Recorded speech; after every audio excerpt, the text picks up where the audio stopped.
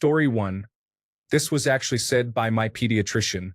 I am an adult now, but my physical health is finally normal to an extent I could never have dreamed of. But my mental health has been declining, and I am terrified of becoming sick again, despite having no evidence of it happening. He said, "Okay, let's play pretend for a moment. Let's say you're in the woods, and there's a giant bear that starts to chase you. What do?" I replied, "Well, I run, I guess." He answered, "Exactly. You run. You've run from that bear your whole life to survive. Now you've outrun it. The adrenaline is coming down. What happens when adrenaline starts to fade after immense stress?" I said, "Cry? I guess." He replied, "That's right. You cry because you were really scared. Now that the bear is gone, you can sit down and cry. You've gone through some really frightening things. You've died in our arms more than once. It's okay that it scared you. It's okay that you're feeling depressed. I am sad to hear about it, but it's okay. It is understandable, and I am truly proud of you. The bear is gone. Now we just need to get you out of the woods. He is a significant father figure in my life for a reason. He is one of the kindest individuals anyone could meet." Story 2. I said, "I can't grasp or understand how someone could do that." And she responded, "That is a good thing. Be grateful you can't understand such behavior." Story 3. I have no right to deny anyone their life experience. If they want to pursue something that I know will cause pain, it is not my responsibility to deny them their suffering and life lessons. Story 4. It's not your fault. You were 4. You weren't the first. It sounds like Grandpa had a type. That was the beginning of healing for me.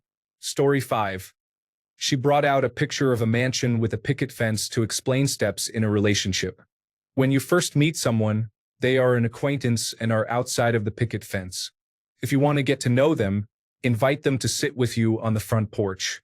If you get along well, next time you can invite them into the kitchen to cook a meal together. If things continue to go well, the next invitation can be to the living room to watch a movie. Only then will you have enough knowledge to decide if they are worthy of being invited into your bedroom. This approach has helped me avoid moving too fast and dealing with negative consequences. Story 6. I believe you would benefit more from one of my colleagues who specializes in this area.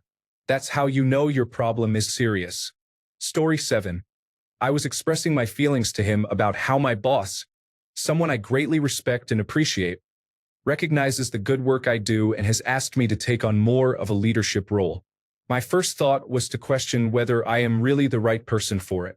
My therapist advised me that I need to learn to have faith in those who see potential in me. A year and a half later, I am still a work in progress, but I have made improvements in both my professional and personal life. Story 8. You will never find the joy and peace you seek while staying in this abusive marriage. This is only the second time I have ever advocated for divorce in 18 years. Get away from this man. Story 9. Pushing away and dismissing your own feelings is a form of self-harm. Hearing that really changed my relationship with my feelings and how I address them. Story 10. I had a recurring intrusive thought about an inappropriate kiss with my brother as a child. I was the one who initiated it, and as a result, I held guilt later on because I felt disgusted with myself. Although things could have been worse, and it was a one-time occurrence, I felt like a terrible person. I began blaming other traumas I faced as a child for why I did that or for why I am having issues with it now. After discussing it with her, she said, "Did you ever think about the fact that you both were just children?" At first, I didn't understand, but she explained that children, whether related or not, sometimes engage in inappropriate behaviors out of curiosity.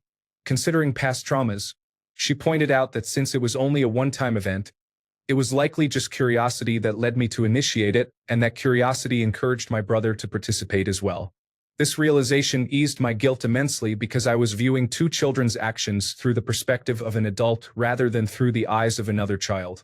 It actually changed the way I viewed many other similar instances in my life by changing the lens through which I looked at the situation. Story 11. I was in therapy to treat complex post-traumatic stress disorder and was feeling guilty about it. Did I have the right to feel this way when so many children had it much harder than me? I mean, parts of my childhood were absolutely idyllic. She said, yes, but the parts that weren't idyllic were horrific. Ah, the validation left me speechless and made me cry. Story 12. Get off the hamster wheel. My wife and I were suffering from constant arguments that were impacting our relationship. We would both bring up past problems, blaming each other and getting upset over the same issues. Whenever a small conflict arose, it would escalate quickly. Instead, we learned to get off the hamster wheel and focus on the positives and our mutual goals. I believe it saved our relationship. Story 13. You are not a little kid anymore. You are an adult. You don't need to do everything your parents want you to. This is your life, and you are even allowed to do things that they do not like. Story 14. You cannot force someone to see what they did wrong if they do not want to. You can cry and plead until you are exhausted, but they will never perceive things the way you do. It is time to either let go of those individuals and learn how to heal on your own, or continue to hurt yourself by begging others to acknowledge the actions that traumatized you. Story 15. Your body is the least interesting thing about you. My therapist told me that when I was 14, I'm 32 now, I always think about it when I go out or at my job, and I suddenly feel self-conscious. Story 16. This was a physician, not a therapist, but she asked me what I would say to a friend who came to me with the same issue I am having. Then she asked me why I can be kind to my friend but not kind to myself. Story 17. In the 2 decades and thousands of patients she had seen, the one universal solution to all of her patients' mental health problems is more money. Story 18. He is not going to suffer any consequences for his actions, but he has. He has lost you.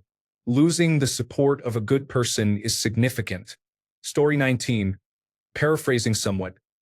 If you feel there are no options, choices, or ways out, it is completely natural to consider suicide.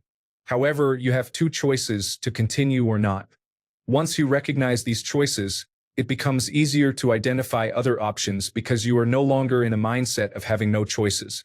Additionally, when suicide feels like a particularly appealing option, you do not have to commit to never considering it. You just need to commit to not going there in this moment. This perspective can also be helpful if you are dealing with a mental health professional urging you to make promises on this subject. Story 20. When you feel yourself starting to react to a situation, stop to recognize what you are feeling, whether it is anger, sadness, or rage. This gives you a moment to pause and breathe before reacting, which often changes the outcome of your response for the better. Story 21. My therapist told me I was cured. The exact words were, "It appears that you can no longer benefit from therapy." Story 22. My therapist once asked me who I could turn to for support regarding my hurt, sadness, and feelings of abandonment. I replied that I had no one and couldn't think of anyone. She then asked, "How about yourself? Could you hold that for yourself?" I was truly taken aback. In the years since, I have developed this ability and realized how powerful it is to give yourself the emotional equivalent of a big hug and reassure yourself that everything will be okay. Story 23. A frog is sitting on a tree and decides to jump off and go for a swim. How many frogs are on the tree? The same frog is still sitting there because it only decided to jump off. Criticizing yourself over a decision is pointless unless you actually act on that decision, and then you are criticizing yourself over your actions. Story 24. The power of right now and I feel. Everything is difficult. Everything is difficult right now. I'm feeling miserable. You feel miserable right now. It's all hopeless. It all feels hopeless right now. It may seem trivial, but the language you use in your mind makes a significant difference. The usual way of conceptualizing your emotions can be quite maladaptive. Story 25.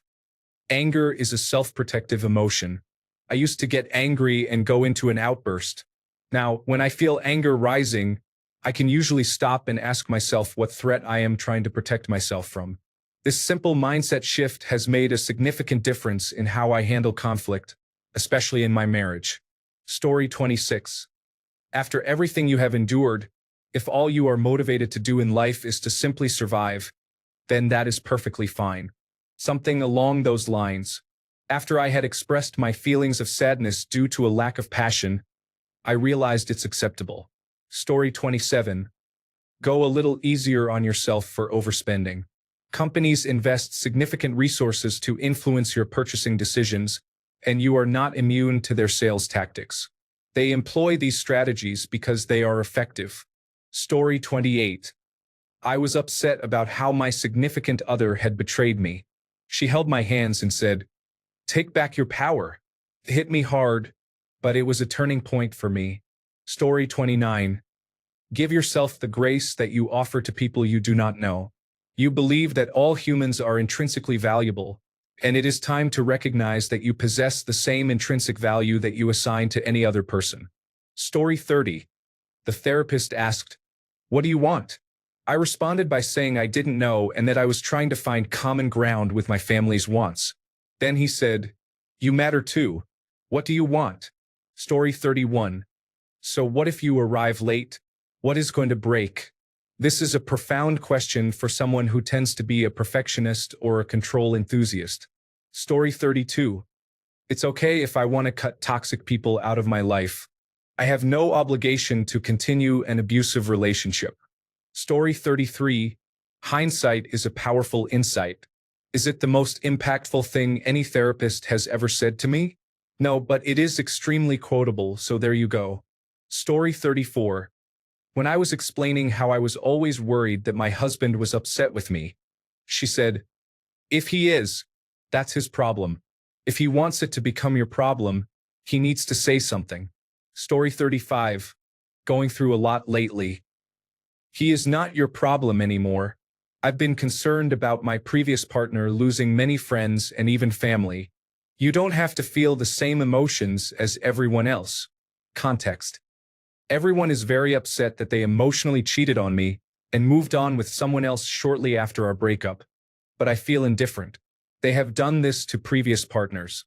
I was initially disappointed, but then I realized I have my life back. I can reconnect with all my friends and focus on myself. I am no longer trying to fit into a certain mold for them. I can treat myself to dates and indulge myself. Feels nice.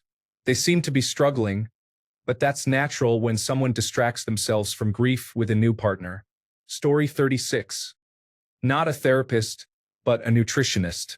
I struggled to meal plan and cook for 2 people, and she said, "He fed himself before he met you, right? Focus on yourself and getting what you need. He'll live." I'm not with him anymore, but my current partner and I take care of our own food. He occasionally eats what I cook, but I never plan meals for 2. It's a great relief for me. Story 37. It's time to grow up. You're viewing this and responding to it like a teenager. It's time to step into adulthood. Rude, but effective and incredibly helpful. Story 38. I said, "I want to stop feeling this horrible because of things my mother has done to me." To which she replied, "You're human. These feelings are normal. If you didn't feel pain, you wouldn't be able to feel love either. Having emotions is a treasure." Story 39. Not an affirmation, but a question. When was the last time you felt good doing something meaningful just for yourself? This experience opened my eyes to how my need for validation had weighed me down and contributed to my depressive state. Story 40. There is a difference between being unhappy and being depressed. When bad things happen in life, it is okay to be sad. That does not mean you need to be depressed. When you are depressed, all options may seem unfavorable. Story 41. I underwent therapy for attention deficit hyperactivity disorder early in my diagnosis. I had a therapist for a short period, but she taught me that managing time for attention deficit hyperactivity disorder is more about managing energy than actual time management. This insight completely transformed my life. Story 42. The way you think affects how you feel. If you want to change your feelings, you can change your thoughts. Story 43. You parent yourself the same way your parents parented you. I'm a lot nicer to myself now. Story 44. You were the child in that situation. Everyone else was an adult. If you still feel terrible about it 40 years later, the adults failed you. Story 45. When I was a teenager, I used to struggle with pleasing others, which led to social anxiety. My therapist asked, "Have you ever truly pleased anyone? Would you even know how it feels if they were pleased?" I still think about that a lot, and now it has become a meme. Story 46. There is nothing further they can do for me, and it is just about finding a balance with medication to manage the pain until a cure is hopefully found. But I won't hold my breath. Story 47. I don't think I have ever come across anyone who hates themselves as much as you do. Story 48. It wasn't so much a direct statement. It was more like she drew out of me that my family was abusive towards me. A lot of it involved very cruel characterization of me. See, all of the terrible things they said about me and that I believed weren't actually true, and I didn't deserve to be treated that way. This blew my mind. To realize I was actually a good person, not selfish, not weird, and not horrible to be around. It was like a veil was removed, like a mental baptism. Story 49. The best revenge is having a good life. The context was about toxic family members who continued to stalk and invent stories about me after I went no contact. Story 50. Abuse aside, do not blame your parents for how they raised you when you were young. They were inexperienced and no one taught them how to be parents. They were figuring it out as they went along, dealing with their own mental health issues. It is our responsibility to take ownership of our childhoods now that we are old enough to make sense of them, learn from them, and grow based on our discoveries. Story 51. Thinking is a luxury. When I was struggling with a lot of stress and multiple things happening at once, along with poor decisions, a change in medication to help alleviate my baseline panic really helped, as did the validation. Story 52. I am allowed to decline plans or events that I do not want to attend and have time to myself without feeling guilty. Story 53. She said, "You care about your friends, right? You would never let someone badmouth them, right? You would defend your friend. You would have their back, right?" I said, "Of course. I would do whatever it takes if my friends needed me. You know, you are someone's friend, someone who loves you very much, someone who would never let others talk badly about you. So, stop talking negatively about their friend." I paused, feeling shocked. I work very hard not to talk negatively about my friend's friend, myself, and I don't let them talk badly about my friend, them. You become really aware of negative self-talk, and it's a great way to stop it. Story 54. We live in a complex world. I struggled with the fact that I was often let down because I overestimated the capabilities of those around me. I didn't agree with him at first, but over the years, I have found that this has unfortunately held true.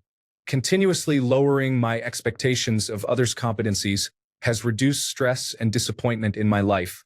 Story 55. You have to learn to let go of the things you cannot control and focus on what you can. This mindset helped reduce many stress triggers. Thanks a bunch for sticking around till the end of the video. Remember to subscribe, and until next time, stay awesome and goodbye.